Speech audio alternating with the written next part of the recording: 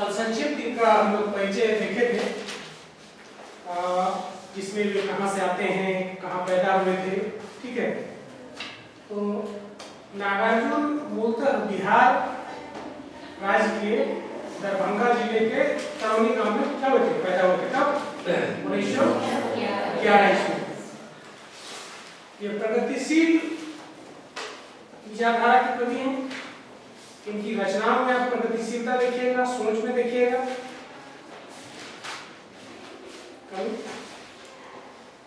तो जब इनका जन्म साधारण से ब्राह्मण परिवार में हुआ था, जो गरीब और रूढ़िवादी सोच से ग्रसित थे, लेकिन ठीक इसका उल्टा नागार्जुन के व्यक्तित्व में उनकी रचनाओं में आपको देखने को मिलेगा। उनसे वे निकले हुए हैं, उनसे वे ऊपर उठे हुए हैं, क्रांतिकारी सोच के हैं। इनकी भाषाओं में देसीपन है, देसी जो बोलियां हैं, लोकोक्तियां हैं, मुहावरे हैं, उनको आत्मसात किए हुए, ताकि लोग इनका जुड़ाव आम लोगों से हो सके। जो आम लोग जिस भाषा में बात करते हैं उसी में ये सोचते हैं और कविता कर्म करते हैं। ये हिंदी के साथ साथ मैथिली और संस्कृत में भी लिखते हैं। क्या क्या? हिंदी के साथ साथ मैथिली, संस्कृत। मैथिली में यात्री नाम से वो लेखन कार्य करते थे। क्या नाम से? यात्री।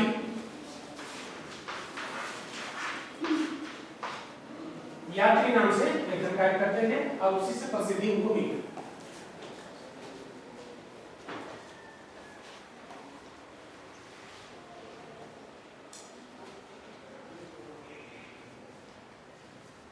उनकी रचनाओं के बारे में संक्षिप्त जो महत्वपूर्ण है उनके बारे में देख लीजिए, सुन लीजिए, है।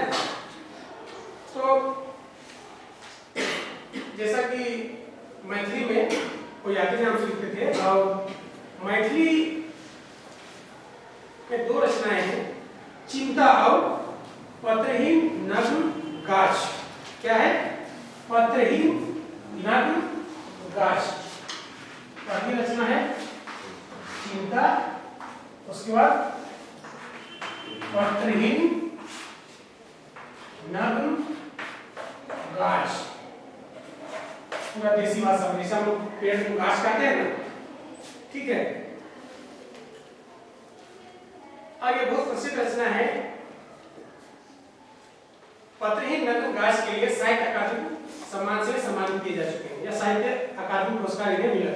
ठीक है, बाद में इसका हिंदी में भी अनुवाद करके हिंदी में अनुदित रूप में आता है।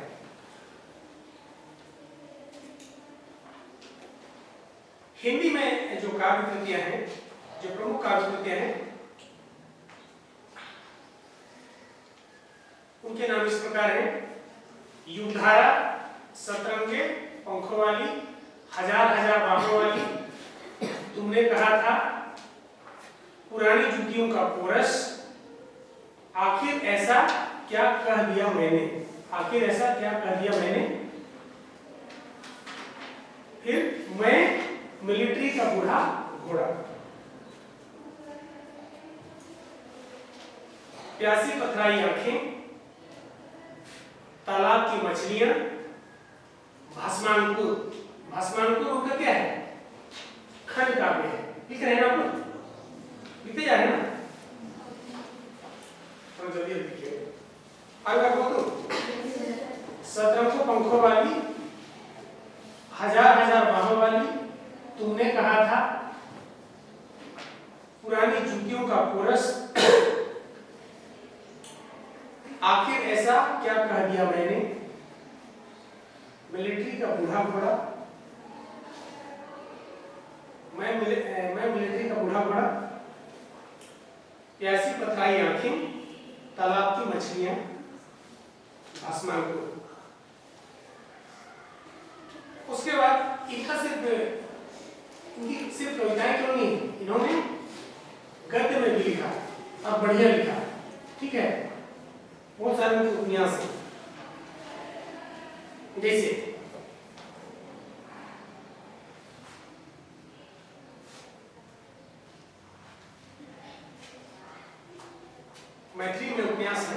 पारो बलच नमा नौ तुरिया, पारो बलच नमा नौ तुरिया।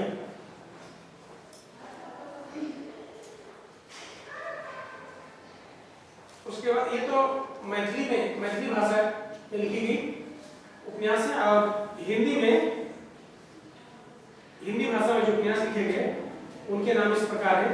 रतिनाथ की चाची,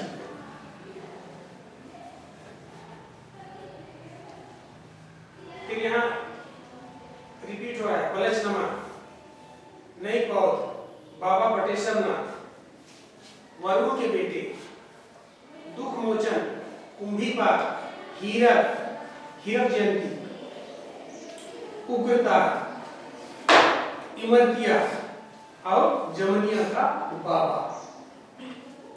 उसके बाद एक आलोचना की कृति है, वो है एक व्यक्ति एक युग। क्या है? एक व्यक्ति एक युग।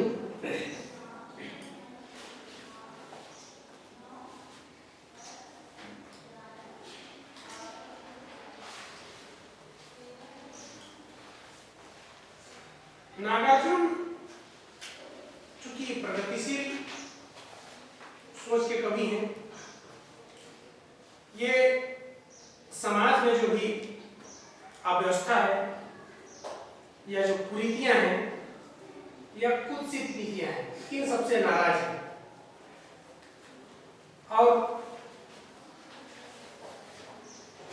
नागार्जुन प्रगतिशील सोच के कवि है, मार्क्सवाद से प्रभावित है, मार्क्सवाद जीवन दर्शन उनका आदर्श है।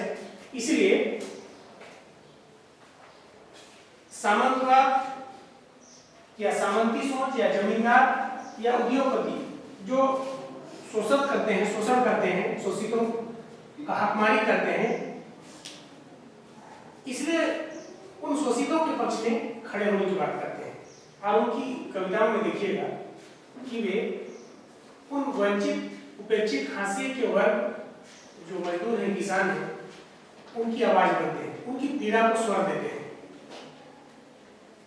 और जो उनका शोषण करते हैं उनका पुरजोर विरोध करते हैं अपनी कविताओं के माध्यम से।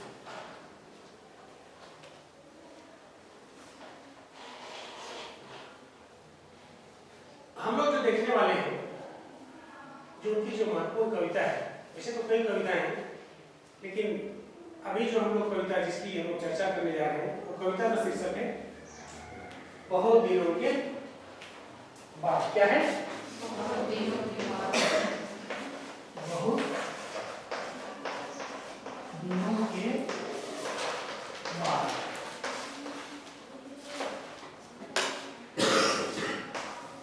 कविता में प्रवेश करने से पहले कवि को या लेखक को अपने जमीन से, अपनी मिट्टी से, अपने परिवेश से, अपने लोगों से बहुत लगाव जुड़ा होता है।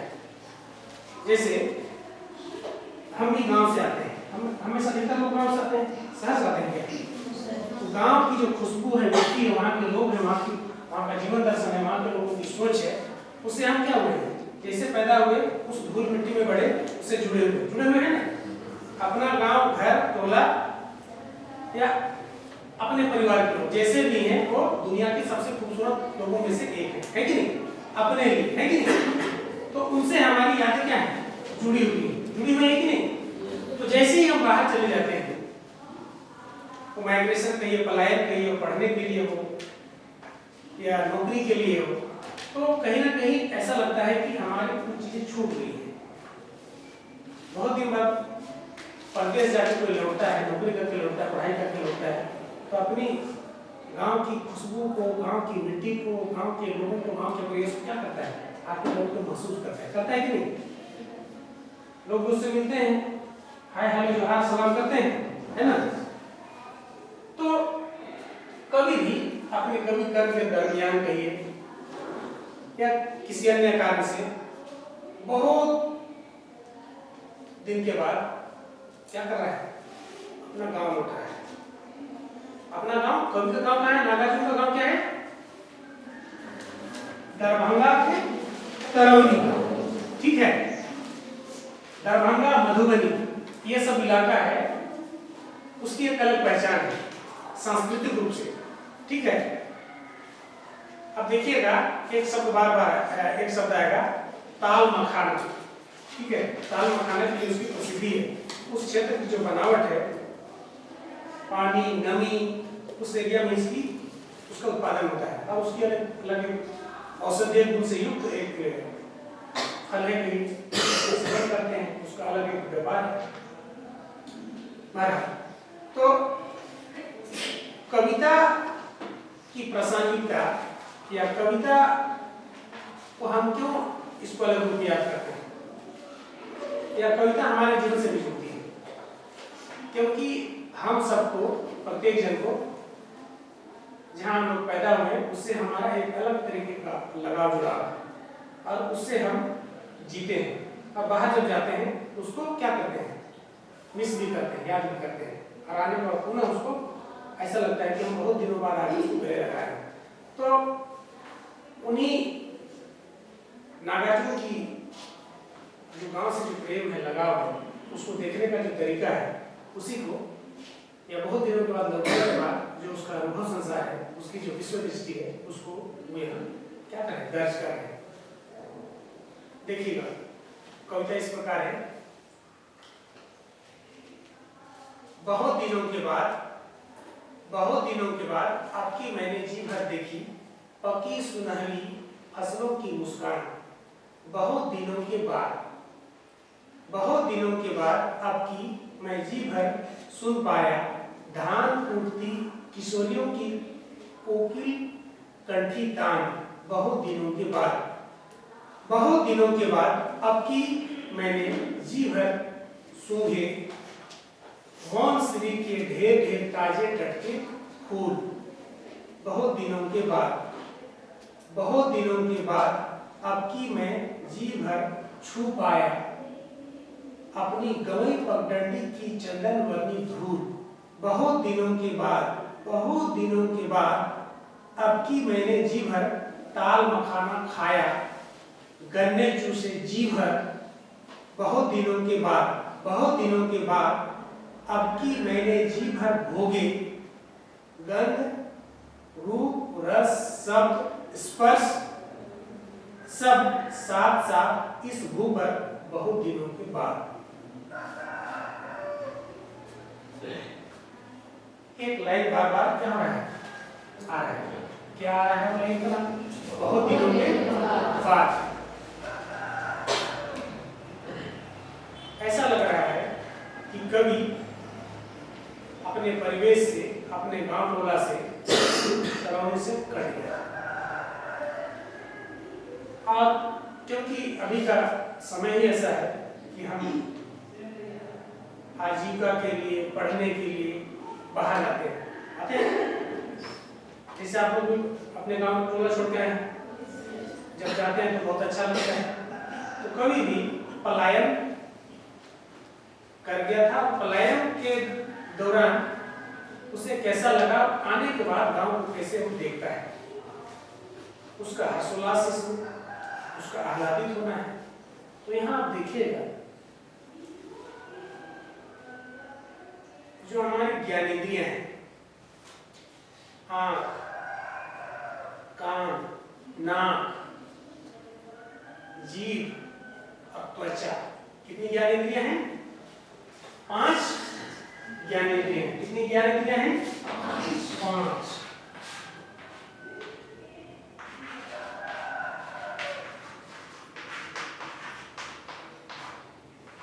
इन 5 ज्ञानेंद्रियों के माध्यम से कवि खूब अनुभव कर रहा है। अब 5 ज्ञानेंद्रियों के माध्यम से कैसे अनुभव कर रहा है, कविता की पंक्तियां, उसके शब्द आपको बताएं, ठीक है।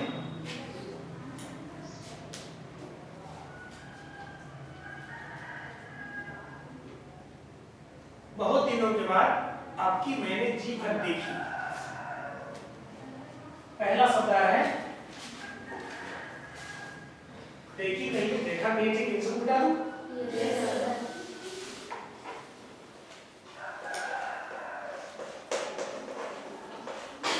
देखना, बहुत दिनों के बाद अब की मैंने जी भर देखी, मैंने देखा या देखना। पकी सुनहली फसलों की मुस्कान बहुत दिनों के बाद, बहुत दिनों के बाद अब की मैं जी भर सुन पाया। क्या हो गया? सुन पाया, सुनना, देखना, सुनना। आंख से देखने का काम करते हैं, कान से सुनने का काम करते हैं ना। धान फूटती किशोरी की कोकिल करती दान बहुत दिनों के बाद, बहुत दिनों के बाद अब की मैंने जी भर सुनी। सुनना काम किससे होता है?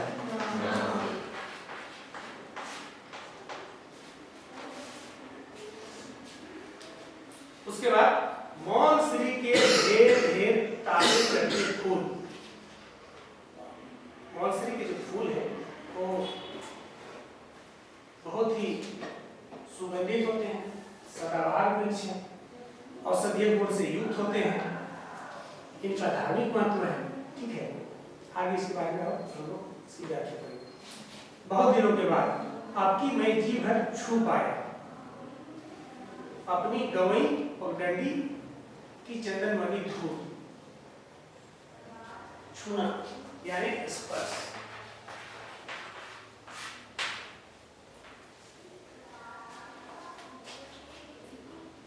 बहुत दिनों के बाद अब की मैंने जी भर ताल मखाना खाया, गले चूसे जी भर।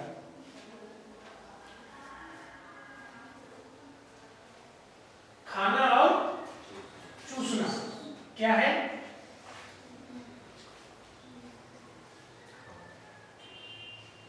स्वाद। स्वाद किससे लेते हैं हम लोग? जीभ से। तो इस कविता का महत्व क्यों है? इसकी प्रासंगिकता क्या है?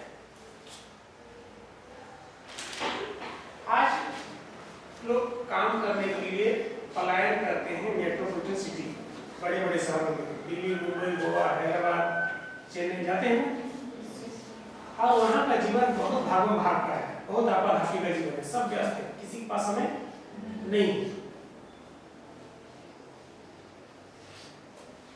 अब वैसे समय में गांव जब आते हैं तो गांव में उतनी बेचैनी, उतनी परेशानी, मन थका हुआ नहीं।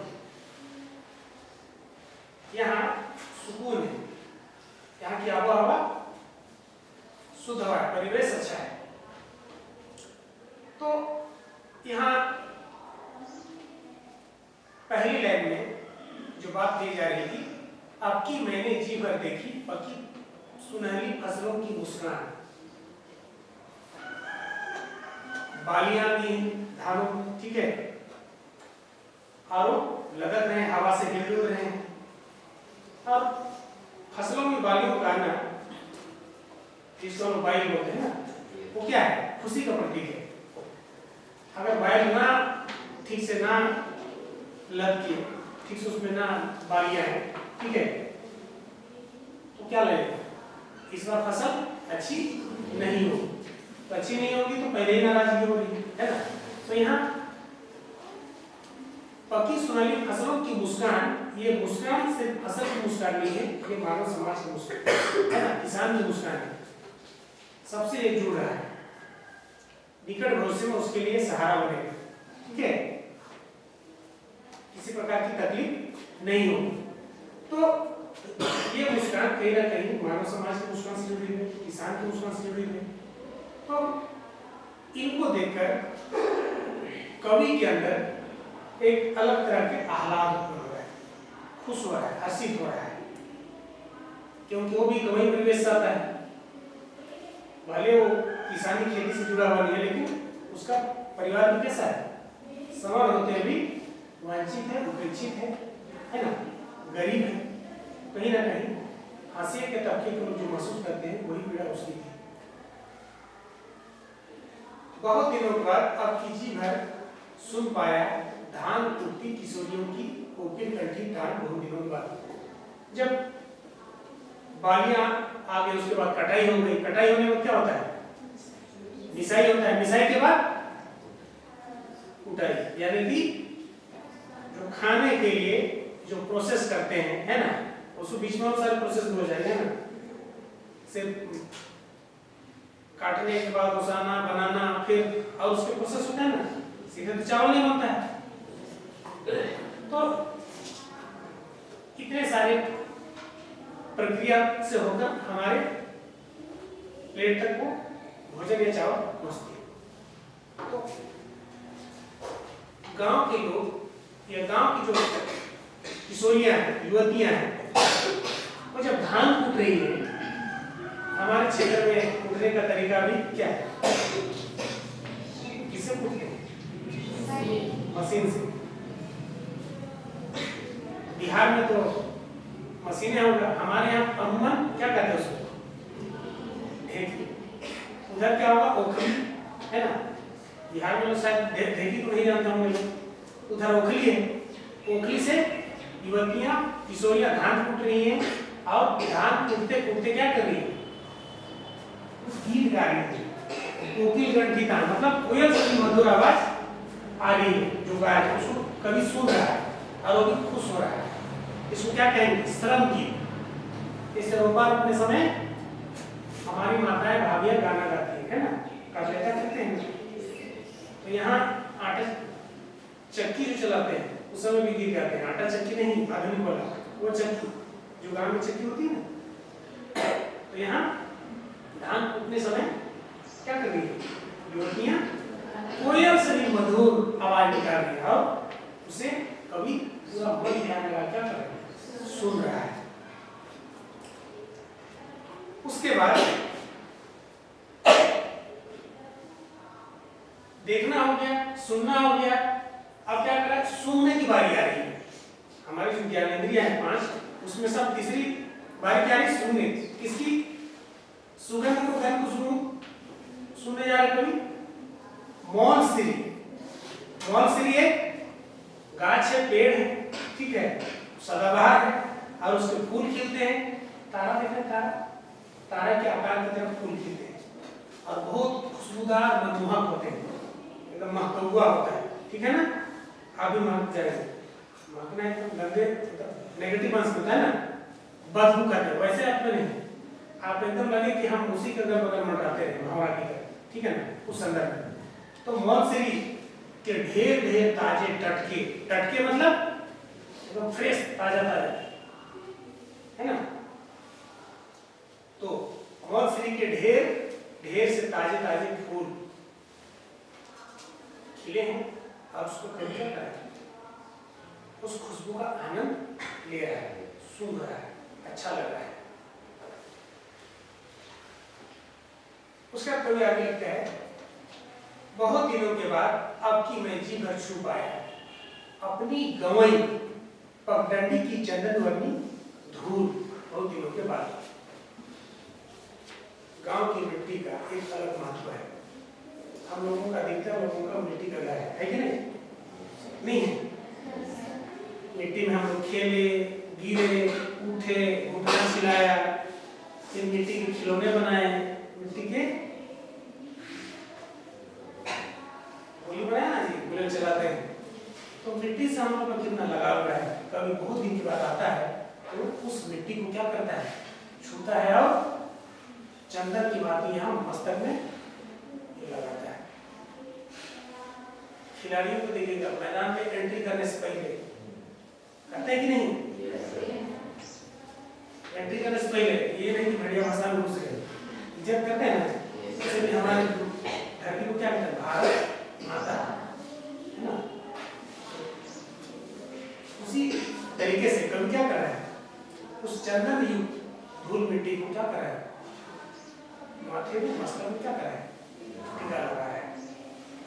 जिसको बहुत दिन से उसका लगाव जुड़ाव रिश्ता टूट गया था, उसको क्या करता है? आत्मसात कर रहा है। तो बाहरी मन से नहीं, अंदर से, क्योंकि उससे लगाव है, जुड़ाव, ठीक है। इसलिए कहा है कि अपनी गंगई पगडंडी के गांव में हम लोग चलते हैं शॉर्टकट में, पगडंडी में ना रोड पे चलते हैं तो उसका अलग अनुभव होता है। या गंगई पगडंडी शॉर्टकट है ना, चंदन वाली धूल बहुत दिनों के बाद बहुत उसको क्या करें अच्छा लग रहा है, सुकून कि मैं अपनी मिट्टी से जुड़ पा रहा हूँ। क्योंकि आज के भागम भाग के युग में भौतिकवादी उपभोक्तावादी संस्कृति के दौर में हम लोग क्या करते हैं, अपनी जड़ों से कटते जा रहे हैं। जड़ मतलब पेड़ का जड़, जड़ मतलब अपनी मिट्टी से हम लोग क्या हो रहे हैं, दूर हो जा रहे हैं। हम मिट्टी से जुड़े हैं, मिट्टी से जुड़ना मतलब अपनी जड़ की ओर आना। जड़ की ओर आने का मतलब गांव, टोला, खेत, खलिहान, ठीक है ना, जिससे हम जिसको जो पूरा परिवेश हमको आगे बढ़ने के लिए क्या किया, मदद किया। ठीक है, आदमी जहाँ से आता है उसी हिसाब से उसकी सोच बनती है। गांव में रहेगा दिल्ली से सोचेगा, नहीं सोचेगा ना। तो जहाँ से आप आते हैं, जैसा परिवेश में करता है ना, जैसा संस्कार मिलता है वैसा आदमी का व्यवहार झलकता है कि नहीं। संस्कार आपको कैसा मिला, परिवेश कैसा मिला, किन लोगों के बीच आप रहे, इसलिए कहते हैं पाठशाला, माता पिता पहले शिक्षक।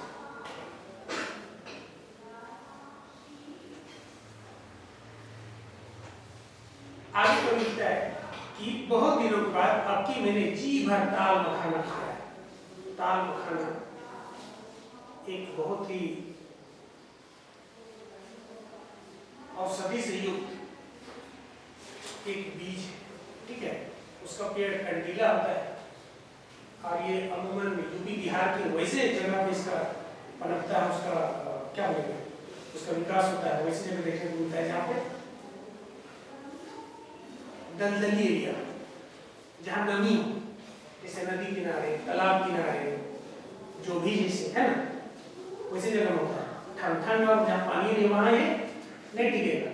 हर चीज की खेती, हर चीज, हर फसल, जैसे हम लोग तरफ सेब मिलेगा,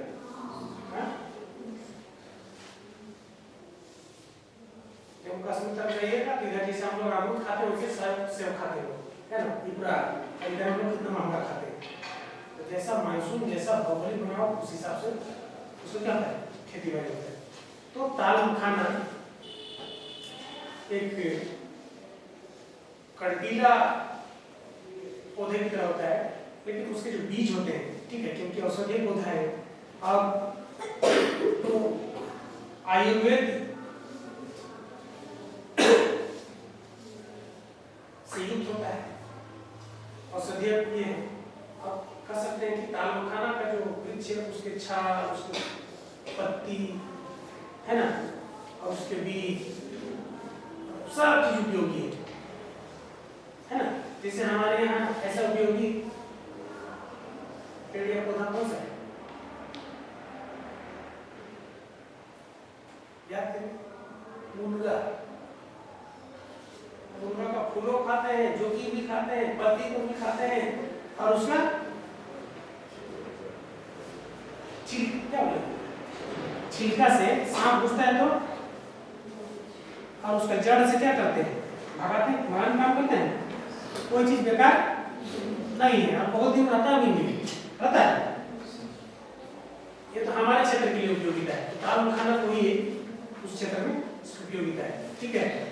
और बहुत सारे जैसे किसी को कमजोरी है, ठीक है, मर्दानुकी वाली कमजोरी है ना, बहुत सारी उनकी इच्छाएं नहीं करती हैं, उनमें वो ताकत भर देता है। दूध में मिला के उसके बीज को चून करके क्या करते हैं, पीते हैं। जैसे हम हॉर्लिक्स बना पीते हैं वैसे उसका इस्तेमाल होता है। तो अब की मैंने जी भर दाल मखाना खाया। दरभंगा के एरिया में आते हैं ना, मोदी जी उसका खूब नाम लेते हैं, ठीक है। कितना इम्पोर्टेंट, कितना महत्वपूर्ण चीज है, आप समझ सकते हैं। तो ये चीजें कहाँ मिलती हैं, मधुबनी और दरभंगा जिले के क्षेत्र में। क्या, दाल मखाना। गन्ने चूसे जी भर, इधर पानी को पता है ना, गन्ना होता है जी, तो गन्ने चूसे जी भर, यहाँ क्या करा है, गन्ने का स्वाद दूसरा है। यहाँ स्पर्श किया किसको? अपने चंदन युक्त धूल को, मिट्टी को। अब यहाँ क्या कर रहे हैं? रस किसका चूसा? गन्ने का, जीभ से। जीभ का खाते हैं ना, आपको जो चटपटी अच्छा लगता है ठेला वाले, आप उसी को खाते हैं। जो अच्छा नहीं लगता है, भले भीतर के लिए अच्छा ना हो, फायदेमंद ना हो सेहत के लिए, जीभ के लिए होना चाहिए, भीतर कुछ होता है ना। बच्चों को देखिएगा जो उनको टेस्टी, जो अच्छी लगती हुई लेंगे। अब अच्छा चीज कितना मांगे देते हैं, यहाँ कोई चाहिए, ठीक है। तो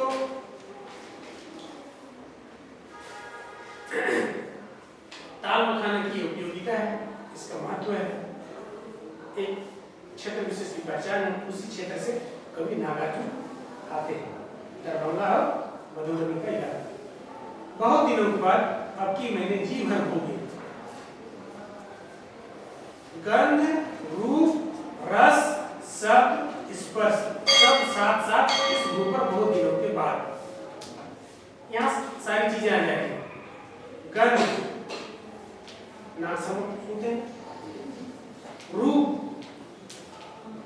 सौंदर्य देखते हैं ना, रस जीभ से हम लोग स्वाद लेते हैं, मीठा है कि खट्टा है कि तीखा है। शब्द स्पर्श,